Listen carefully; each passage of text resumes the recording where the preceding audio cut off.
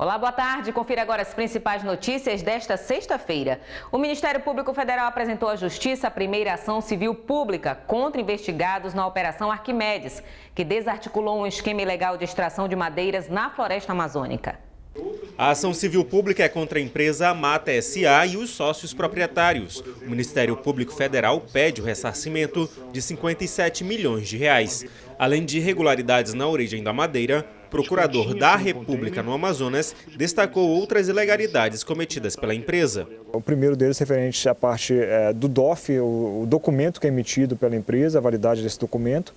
O segundo referente à espécie declarada no DOF, com a correspondente espécie transportada e exportada para países estrangeiros.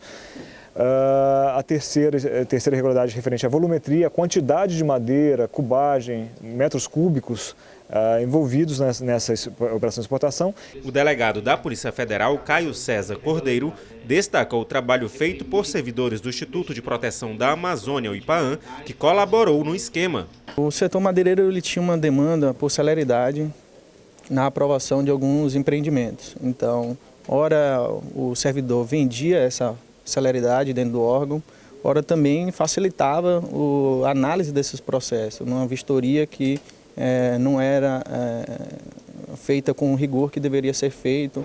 A Operação Arquimedes foi deflagrada na última quinta-feira, dia 25, com o objetivo principal de combater o desmatamento e a extração ilegal de madeiras na floresta amazônica. Foram cumpridos 28 mandados de prisões, entre temporárias e preventivas. Desses, 14 investigados continuam presos. A perícia ela foi muito relevante, por exemplo, na materialidade delitiva, né, que é a comprovação do crime. Ele é uma das peças nesse sentido, em que demonstrou, por exemplo, que alguns documentos, como o DOF, eles eram documentos falsos, ideologicamente falsos. A perícia também consegue demonstrar a quantidade efetiva que vinha sendo transportada. Ainda de acordo com o Ministério Público Federal, ações contra outras 70 empresas serão judicializadas. O trabalhador brasileiro foi obrigado a se adaptar para poder enfrentar a crise econômica que afetou o Brasil nos últimos anos. A reforma na legislação trabalhista foi um dos principais desafios. Esse é o tema da última reportagem da série Nova Era do Trabalho.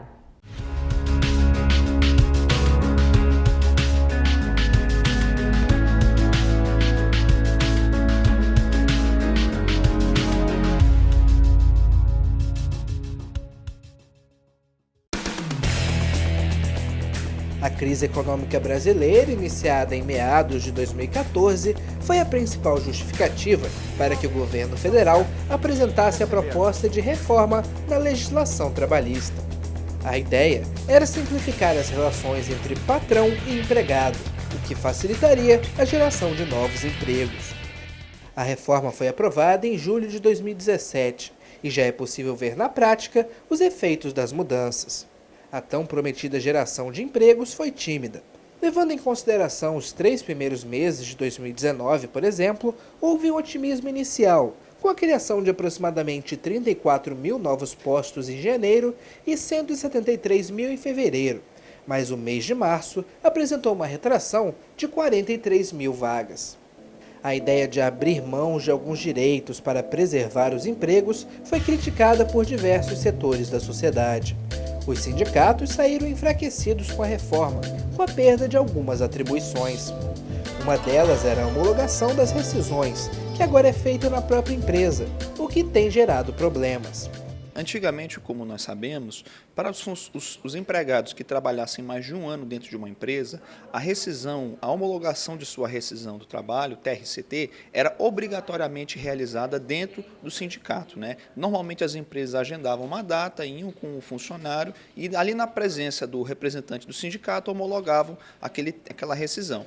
O problema é que com a nova reforma trabalhista, isso é feito diretamente dentro da empresa e isso tem causado um aumento no número de ações trabalhistas, porque em muitos casos, aquele empregado, quando ele é mandado embora, o empregador diz para ele, não, faz o seguinte, você assina hoje e daqui a uma semana eu parcelo, eu te pago. E às vezes o empregado, de uma forma até inocente, assina, ele trabalhou muitos anos ali com o empregado, confia, tem um certo laço de confiança e ele vai lá e assina. E depois o empregador já fala que já pagou e não faz o pagamento. O trabalhador também teve que ficar mais atento ao procurar a Justiça do Trabalho. Com as novas regras, é possível que o empregado tenha que pagar os chamados honorários de sucumbência, que é uma espécie de indenização à empresa no caso de derrota durante o processo. A partir de agora, o reclamante que entrar com ação, ele poderá pagar por a sucumbência e as custas do processo, né? Mais do que se acontecia anteriormente. A Justiça do Trabalho, ela costuma ter um certo problema, né? E é uma crítica social, econômica que se faz à Justiça do Trabalho, que alguns dos advogados que militam nela, às vezes eles entravam com ações que não eram reais, né? Entravam com ações com valores inflados, faziam muitas alegações, às vezes falsas, né? E dos objetivos era o quê? Olha, às vezes essas alegações falsas que alguns advogados entram, uma pequena quantia ínfima, né, acaba prejudicando aquelas causas legítimas. Então, como é que a gente vai peneirar isso? Primeira coisa, vamos agora começar a cobrar o honorário sucumbencial de quem perde. Então, se eu vou entrar com uma ação contra uma empresa, eu tenho que ter uma boa probabilidade de achar que eu vou ganhar aquele processo. Porque se eu entrar por entrar, como infelizmente acontece em alguns casos, eu estou correndo o risco de, no final, perdendo, eu ser cobrado o honorário sucumbencial. A dificuldade de se conseguir um emprego formal tem levado muita gente a abrir o próprio negócio. Para a deputada Joana Dark, é preciso que o poder público invista mais em ações de incentivo ao empreendedorismo, o que aumentaria a taxa de sucesso dessas empresas. Eu acho que a gente deve, como políticas públicas, incentivar o empreendedorismo. A gente também tem que valorizar os perfis empreendedores. A gente tem que ensinar para as crianças, para os adolescentes, que eles podem ser os patrões deles mesmos, que eles podem gerar um negócio onde eles vão ajudar outras famílias também. E não depender única e exclusivamente de ser um empregado de carteira assinada.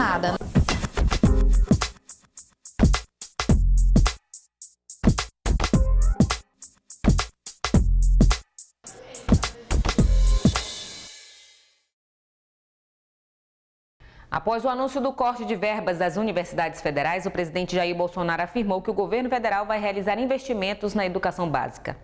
Após a decisão inicial de cortar 30% das verbas da Universidade Federal da Bahia, da Federal Fluminense e da Universidade Nacional de Brasília, o Ministério da Educação anunciou que a redução dos recursos será estendida a todas as universidades federais a partir do segundo semestre desse ano. O presidente Jair Bolsonaro afirmou que o dinheiro economizado será investido na educação básica. O presidente cita a falta de conhecimentos básicos em matemática para exemplificar a necessidade de mais investimentos na educação infantil. Os deputados delegado Péricles e Maiara Pinheiro realizaram uma visita técnica à Fundação SECOM. Eles defendem mais recursos para a instituição. Os deputados estaduais se reuniram com o diretor-presidente da FSECOM, Gerson Mourão, e discutiram as atuais demandas do hospital. O deputado delegado Péricles afirmou que irá conversar com o governador para garantir que as verbas do repasse obrigatório cheguem à instituição. Caio Rodrigues, para a TV Assembleia. Tramita na Assembleia um projeto de lei do deputado Fausto Souza que cria a Semana de Conscientização contra a Violência Doméstica e Familiar. O repórter Raoni Oliveira traz os detalhes.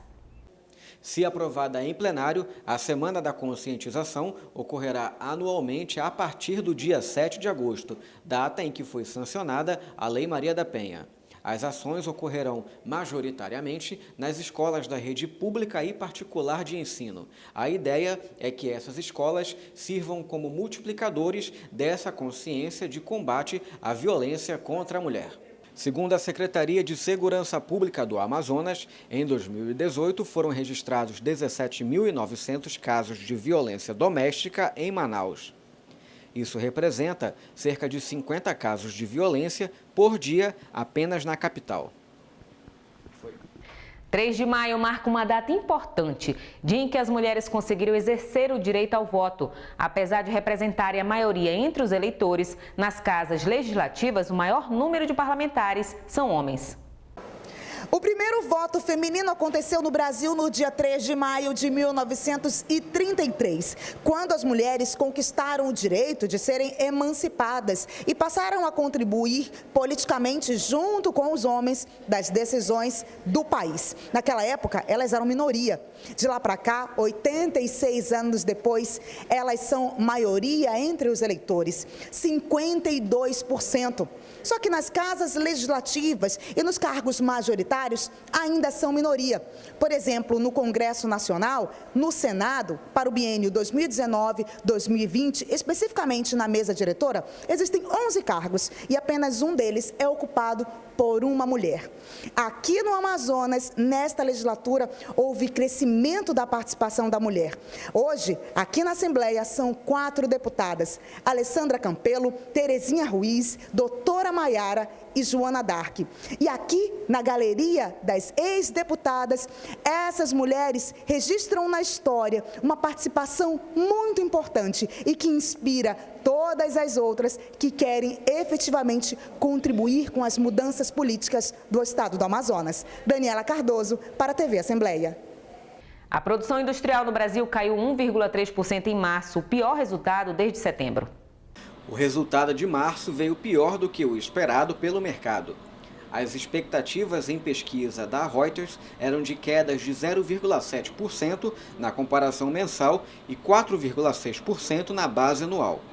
Após esboçar uma recuperação no começo do ano passado, o setor voltou a entrar em uma trajetória descendente em julho de 2018 e desde então vem mostrando perda de dinamismo. Com o resultado de março, o patamar de produção da indústria brasileira ainda segue 17,6% abaixo de seu ponto mais alto, alcançado em maio de 2011. Entre as razões para a piora na produção industrial do país está o alto índice de desemprego, com o mercado de trabalho afetando o consumo das famílias, o que influencia diretamente nas decisões de investimento por parte dos empresários. Vítimas de calamidades e tragédias no país podem receber um seguro solidariedade para minimizar danos morais e materiais. A proposta tramita no Congresso. De acordo com o autor da proposta, deputado Fábio Reis, do Sergipe, o país assistiu a um conjunto de desastres que ceifaram vidas, a exemplo do rompimento da barragem de Brumadinho, em Minas Gerais, entre outros eventos. Para minimizar os danos materiais e morais da população afetada, o projeto de lei 988 de 2019 cria o seguro Solidariedade para as vítimas e familiares atingidos por calamidades, desastres e tragédias. A verba também permitirá assistência psicológica e jurídica, entre outros fatores específicos. Caso seja aprovado o projeto, a população do Amazonas, que este ano tem 16 municípios em situação de emergência devido à cheia dos rios e que, além das enchentes, também enfrentam anualmente as estiagens, podem ser beneficiados com o seguro. O projeto tramita nas comissões da Câmara dos Deputados. O deputado João Luiz, do PRB, apresentou um projeto de lei que visa isentar templos religiosos do ICMS da conta de energia elétrica. Na sua opinião, as igrejas de qualquer denominação religiosa devem pagar o ICMS nas contas de energia elétrica? Deve pagar, claro. Está consumindo, tem que pagar. Eu acho que a igreja tem que ficar isenta de tudo. Todos os impostos, todas as tarifas, tudo tem que estar isento. Elas têm por si pagar seus tributos ao governo, normal como qualquer outra instituição, uma vez que tem CNPJ. O assunto divide opiniões e na Assembleia Legislativa o deputado João Luiz argumenta que as igrejas realizam um trabalho social diferenciado, muitas vezes aonde o poder público não chega. Por isso, precisa da isenção do imposto para reduzir os custos e dar continuidade a esses trabalhos. Se não fosse as igrejas, no momento que nós estamos vivendo, a situação estaria muito mais pior do que está. O trabalho dos templos é muito importante e, por isso, nós começamos a tramitar esse projeto aqui para que os templos sejam aí, então, tenham mais condições de avançar nesse trabalho social. Para ter acesso ao benefício, as casas religiosas vão ser obrigadas a apresentar o Cadastro Nacional de Pessoa Jurídica, o CNPJ, assim como certidões que comprovem a regularidade perante a União, Estado e município. Escritura comprovando a titularidade da propriedade, o alvará de funcionamento, entre outras exigências. A proposta tramita na comissão técnica responsável e ainda não foi apresentada ao plenário para votação. O presidente da Assembleia, Josué Neto, apresentou requerimento ao presidente da Amazonas Energia que pede a regularização do fornecimento da eletricidade no município de Anamã. Uma comitiva de vereadores esteve na Assembleia para pedir apoio do presidente da Casa, deputado Josué Neto, para a resolução do problema que, segundo os parlamentares, tem sido recorrente na sede na zona rural do município de Anamã. De acordo com o presidente da Câmara do município, vereador Juscelino Bastos, a situação tem causado diversos prejuízos à população. Os vereadores apresentaram ainda um abaixo-assinado com 380 assinaturas. O documento foi entregue na sede da Amazonas Energia. Taxistas cobram do governo a suspensão de taxa de seguro para transportar passageiros entre Manaus e os municípios da região metropolitana. O deputado pelo PRP, Dr. Gomes, realizou uma audiência pública para discutir o assunto. A Agência Reguladora dos Serviços Públicos Concedidos do Estado do Amazonas passou a cobrar uma taxa de seguro obrigatória para os taxistas que atuam no serviço de transporte de passageiro intermunicipal. O seguro chamado de RCF, que significa Responsabilidade Civil Facultativa, cobre danos a terceiros. Ou seja, em caso de acidentes, as pessoas que estejam fora do veículo teriam o direito a receber o dinheiro. Mas a categoria está cobrando do governo do estado a suspensão da taxa. De acordo com a Associação de Taxistas da região metropolitana de Manaus, o valor do seguro é alto e fica inviável o pagamento diante da concorrência e a demanda reduzida de passageiros.